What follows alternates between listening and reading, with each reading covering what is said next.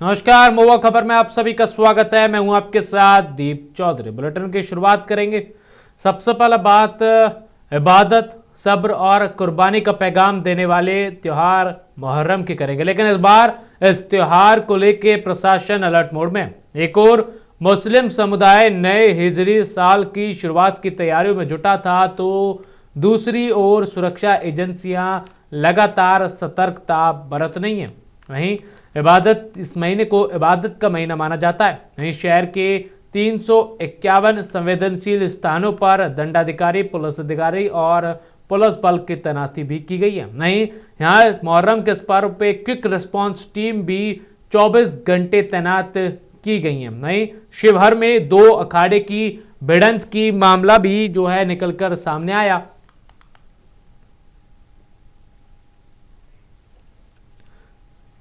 तो बिहार के शिवहर के सामने एक हिंसक झड़प ने प्रशासन की चिंता बढ़ा दी है। आपको जानकारी दे दें कि मुहर्रम इस्लामी कैलेंडर का पहला महीना है और इसे शोक, संयम और इबादत का महीना माना जाता है। वहीं आज के दिन हर जगह पर जुलूस निकाले जा रहे हैं। वहीं शिवहर में 2 अखाड़ों की भिड़ंत भी हुई, जिसमें कई लोग घायल बताए जा रहे हैं। आपको ये भी जानकारी दे दें कि मुहर्रम हर जुलूस को वीडियोग्राफी अनिवार्य होगी और उसके साथ पुलिस एस्कॉर्ट भी रहेगा। तो ये भी जिस तरीके से ये देखने को मिल रहा है कि प्रशासन पूरी तरीके से मुहर्रम को लेकर अलर्ट मोड में है। 21 ताजियों जुलूसों की निगरानी ड्रोन और सीसीटीवी कैमरे से होगी। वहीं हर जुलूस के साथ वीडियोग्राफी अनिवार्य होगी और उसके साथ पुलिस एस्कॉर्ट भी रहेगा। तो मुहर्रम को लेकर प्रशासन भी अब अलर्ट मोड पे आ चुका है। इस पर्व को शांतिपूर्ण माहौल में संपन्न कराने के लिए प्रशासन ने कमर कस ली है। एक तरफ मुस्लिम समुदाय नए हिजरी साल की शुरुआत की तैयारियों में जुटा है, तो दूसरी ओर सुरक्षा एजेंसियां यह सुनिश्चित करने में लगी है कि आस्था का यह पर्व पूरी तरह शांतिपूर्ण माहौल में संपन्न हो। वहीं बिहार के शिवहर से सामने आई हिंसक झड़प ने प्रशासन की चिंता बढ़ा दी है। मुहर्रम इस्लामी कैलेंडर का पहला महीना है और इसे शोक, संयम और इबादत का महीना माना जाता है, लेकिन जुलूसों और भीड़ को देखते हुए पटना जिला प्रशासन ने सुरक्षा के अभूतपूर्व इंतजाम किए हैं। शहर के 351 संवेदनशील स्थानों पर दंडाधिकारी, पुलिस अधिकारी और सशस्त्र बल तैनात किए गए हैं। 31 ताजिया जुलूसों की निगरानी ड्रोन और सीसीटीवी कैमरों से होगी। हर जुलूस की वीडियोग्राफी अनिवार्य होगी और उसके साथ पुलिस एस्कॉर्ट भी रहेगा। नए सोशल मीडिया पर अफवाह फैलाने वालों पर कड़ी नजर रखी जाएगी, जबकि डीजे पर पूरी तरह प्रतिबंध लगाया गया। इस बीच शिवहर जिले के गांधी चौक से आई तस्वीरों ने माहौल को लेकर सवाल खड़े कर दिए। मुहर्रम की तैयारियों के दौरान 2 अखाड़ों के बीच शुरू हुआ विवाद देखते देखते हिंसक झड़प में बदल गया। वहीं इस खबर पर ज्यादा जानकारी के साथ हमारा संवाददाता कौसर आलम हमारे साथ लाइव जुड़ चुके हैं। कौसर, आज मुहर्रम का पर्व पूरी तरीके से पूरे देश भर में मनाया जा रहा है। इसको लेकर के प्रशासन ने कमर कसी हुई है कि इस पर्व को शांतिपूर्ण तरीके से संपन्न कराया जाए। और वहीं शिवहर से भी एक खबर निकल कर आई कि 2 ताजियों में भिड़ंत हो गई। ऐसे में कैसा माहौल शेरघाटी में देखने को मिल रहा है? किस तरीके से इस त्योहार को वहां पर मनाया जा रहा है? क्या तैयारियां हैं प्रशासन की तरफ से? क्या इंतजामात वहां पर किए गए हैं? क्या कुछ जानकारी विस्तार से बताएं। देखिए दीप, मैं आपको बता दूं कि शेरघाटी प्रशासन और पुलिस की तरफ से प्रेस कॉन्फ्रेंस किया गया था 2 दिन पहले और शांति समिति और मुहर्रम कमेटी के साथ में बैठक हुई थी, जिसमें साफ तौर से निर्णय लिया गया था कि पुलिस बल जो है वो भारी मात्रा में शेरघाटी में मौजूद रहेगी, क्योंकि शेरघाटी में कई जगह से ताजिया और कई जगह से जुलूस आती है, जिसमें हाई स्कूल के पास में लगभग जुलूस को वहां पे ताजिया को दोनों तरफ से इकट्ठा करके मिलाया जाता है। इसी को लेकर शेरघाटी का जो प्रशासन है, चाहे वो एसडीएम साहब भी थे, बीडीओ साहब भी थे प्रेस कॉन्फ्रेंस में, और डीएसपी साहब ने साफ तौर से यही कहा था कि हम भारी मात्रा में पुलिस तैनात रखेंगे शेरघाटी में, ताकि किसी तरह का कोई अनहोनी ना हो। ड्रोन कैमरा, सीसीटीवी कैमरा जो होता है उससे निगरानी रखी जाएगी। और एक बात और ये भी कहा गया था कि अगर किसी तरह का कोई सोशल मीडिया पे अफवाह फैलाते हैं तो उसके खिलाफ सख्त कार्रवाई की जाएगी। मुहर्रम को लेकर हमारे साथ में उजैफा मौलाना साहब हैं, हम इनसे भी बातचीत करेंगे और जानेंगे कि मुहर्रम का त्योहार होता है वो क्यों मनाया जाता है और क्या इसका उद्देश्य है। हमारे चैनल पर आपका बहुत बहुत स्वागत है। जी जी, बहुत बहुत शुक्रिया, आपका भी शुक्रिया। हुज़ैफा साहब, आप ये बताइए कि मुहर्रम जो है वो क्यों मनाया जाता है, किस तरह का त्यौहार होता है और क्या इसका उद्देश्य है? देखिए, ये जो मुहर्रम का महीना है, अगर सही कहा जाए तो हाथी के खाने के दांत और होते हैं और दिखाने के दांत और होते हैं। तो ये जो आप देखते हैं मुहर्रम में बहुत ज़्यादा शोर शराबा और जुलूस, हकीकत में ये मुहर्रम की असलियत नहीं है। ये तो लोगों ने अपनी तरफ से एक खेल तमाशा बना दिया है, लोगों को लगेगा बड़ा अजीब, लेकिन हकीकत यही है कि ये कोई चीज़ नहीं है, बल्कि मुहर्रम हक और बातिल के दरमियान फैसला करने की चीज़ है। क्योंकि आज ही के दिन हज़रत हुसैन रज़ी अल्लाह ताला अन्हु अपने तमाम घर वालों के साथ, अपने चाहने वालों के साथ करबला के मैदान में गए थे और उनको धोखे से लोगों ने बुलाया था और वो अपनी हुकूमत पर वो वोट लेना चाहते थे, बैत कराना चाहते थे यजीद के लोग कि यजीद की सरकार को मान लिया जाए।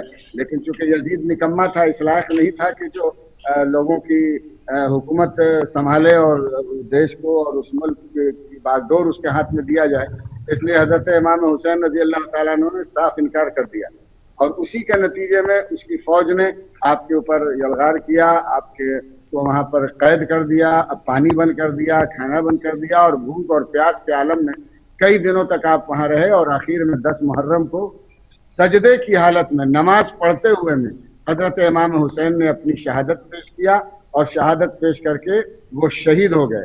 और हमारा ईमान है और हमारा कुरान कहता है, इस्लाम कहता है कि शहीद मरता नहीं है। जो अल्लाह के रास्ते में अपने मौला को खुश करते हुए या अपने देश की, अपने वतन की हिफाजत करते हुए अगर वो मरता है तो वो जिंदा रहता है, वो मरता नहीं है, उसको मरा हुआ नहीं कहना चाहिए।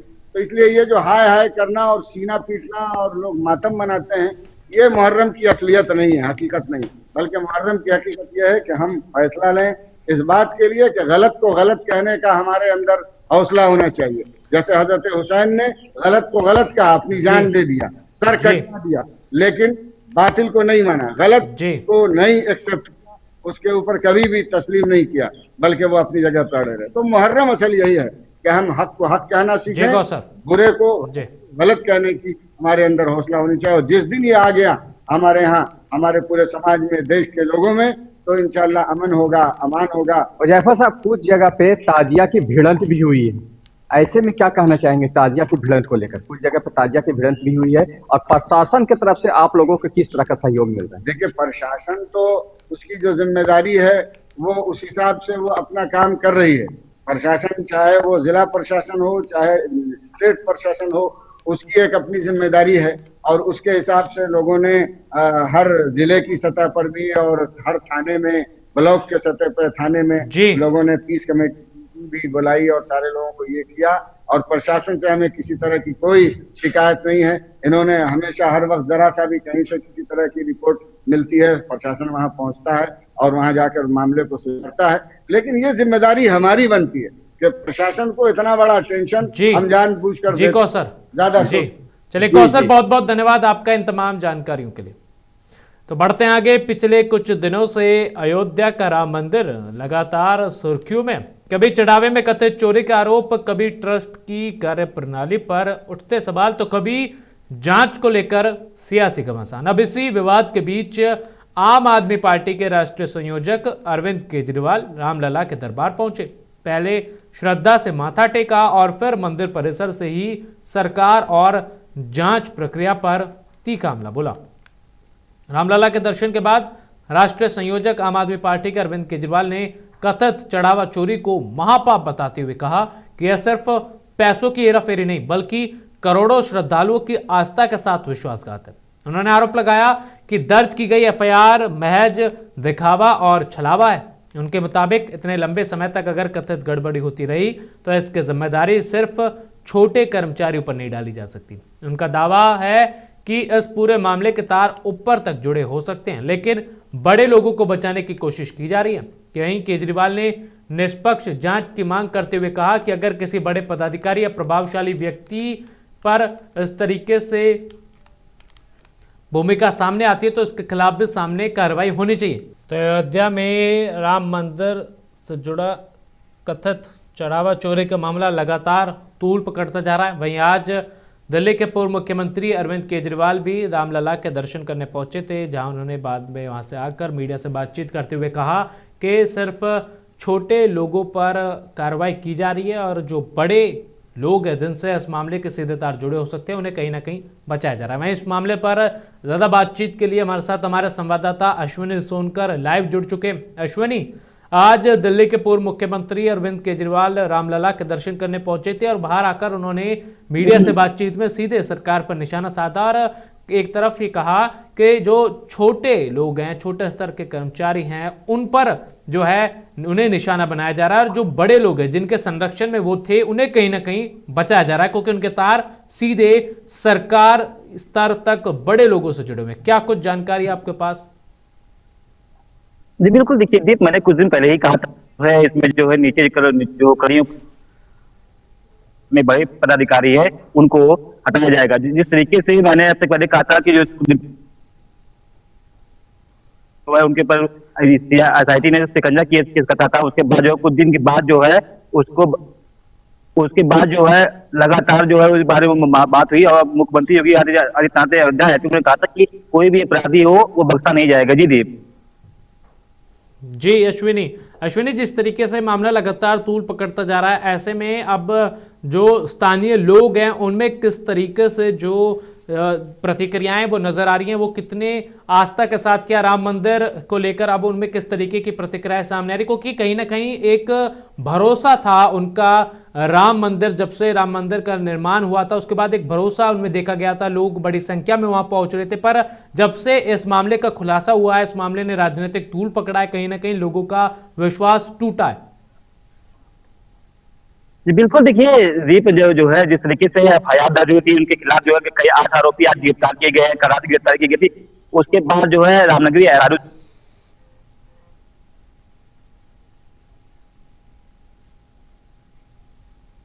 तो रामलला के दर्शन के बाद दिल्ली के पूर्व मुख्यमंत्री अरविंद केजरीवाल ने मीडिया से बातचीत करते हुए सरकार पर निशाना साधा। उन्होंने साफ तौर पर कहा कि सिर्फ छोटे कर्मचारियों पर कार्रवाई की जा रही है, पर जिनके संरक्षण में वो थे, जो बड़े अधिकारी हैं, उनको कहीं ना कहीं बचाया जा रहा है। तो उन्होंने भी कहा कि सरकार जानबूझकर जो है सच सामने नहीं लेकर आ रही है, तो इस पर अब राम मंदिर ट्रस्ट पर और सवाल जो है अब बढ़ते जा रहे हैं। वहीं अश्विनी एक बार फिर हमारे साथ जुड़ चुके हैं। अश्विनी, लोगों की किस तरीके की प्रतिक्रियाएं अब वहां पर देखने को मिल रही हैं? जी देखिए, मैंने दी आपसे पहले कहा था कि जिस तरीके कल से जो है एफआईआर दर्ज हुई थी, उसके बाद 8 आरोपी गिरफ्तार किए लगे गए। इसके बाद रामनगरी अयोध्या में साधु संत हो या आम जनता हो, उन्होंने साफ कहा कि जिस तरीके इन लोगों ने चोरी किया है उसको मुख्यमंत्री योगी आदित्यनाथ कार्रवाई की गई है। मैं पूरी सरकार की सराहना करता हूँ इस तरीके से आज जो गिरफ्तारी हुई है। और कहीं ना कहीं जो ये राम मंदिर की चोरी का मामला है, इसमें जो आरोपी गिरफ्तार किए गए हैं इनको सरकार कड़ी से कड़ी सजा दे। और मुख्यमंत्री योगी आदित्यनाथ ने कुछ दिन पहले ही कहा था कि ये आरोपी कोई भी हो बख्शा नहीं जाएगा। और आपको भी दीप जो है कुछ दिन पहले खबर आई थी कि राम जन्मभूमि तीर्थ क्षेत्र के माता जी चंपत है, वह ट्रस्टी रहे अनिल मिश्रा ने इस्तीफा दिया हुआ है और ये इस्तीफा जो है महंत दास को सौंपा गया है। तो कहीं ना कहीं एक बड़ी खबर है, क्योंकि जिस तरीके से इस्तीफा दिया गया है ये कहीं ना कहीं एक वही है कि चंदा चोरी मामले में जब नाम आया उजागिर हुआ, उसके बाद इन लोगों ने तो उस पर जो है इस्तीफा दिया है। कहीं ना कहीं देखने वाली बात है कि आखिरकार इस्तीफा किस कारण से दिया गया है, ये बड़ा सवाल है। जी दीप। जी अश्विनी, जिस तरीके से अब ये मामला कितना बड़ा राजनीतिक संदेश यहाँ पर देगा और आने वाले दिनों में इसका क्या असर चुनावों पर पड़ने को दिख रहा है?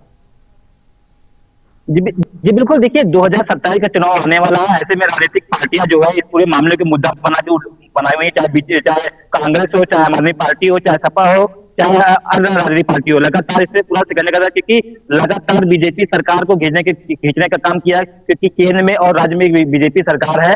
ऐसे में राम मंदिर चोरी मामला एक बहुत बड़ा मामला है, क्योंकि जिस तरीके से भगवान राम की आस्था के साथ खिलवाड़ हुआ है, तो वहीं पे जो है कुछ साधु संतों ने इसका विरोध किया था। और जब 8 गिरफ्तारियां हुई हैं, फिलहाल अभी तक इस पूरे जो है जो गिरफ्तारियां हुई हैं इसको लेकर भी पुष्टि नहीं हो पाई है, क्योंकि लगातार मीडिया जो है कई जिला अस्पताल पुलिस लाइन दौड़ रही है और लगातार भी इस पूरे मामले पे पुलिस जो है पूरे मामले से बस्ती नहीं जा रही, क्योंकि जिससे गिरफ्तारी हुई है उनको जेल तो भेजना ही है, लगातार कार्रवाई की जा रही है। और जो आपने कहा कि राजनीतिक मामला क्या है, तो 2027 का चुनाव जो होने वाला है, ये जो बीजेपी के लिए ये एक बहुत खराब निर्देश जाएगा। जी दीप। जी चलिए, बहुत बहुत धन्यवाद अश्विनी आपका इन तमाम जानकारियों के लिए।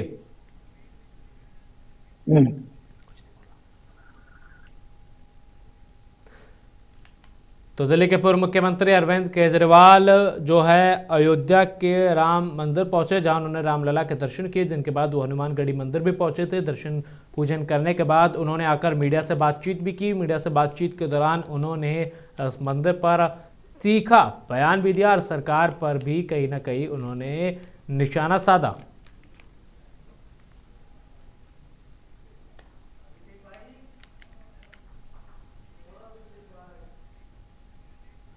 चलिए, तो फिलहाल इस बुलेटिन में बस इतना ही। देश और दुनिया की तमाम ऐसी खबरें जानने के लिए देखते रहे महुआ खबर। धन्यवाद।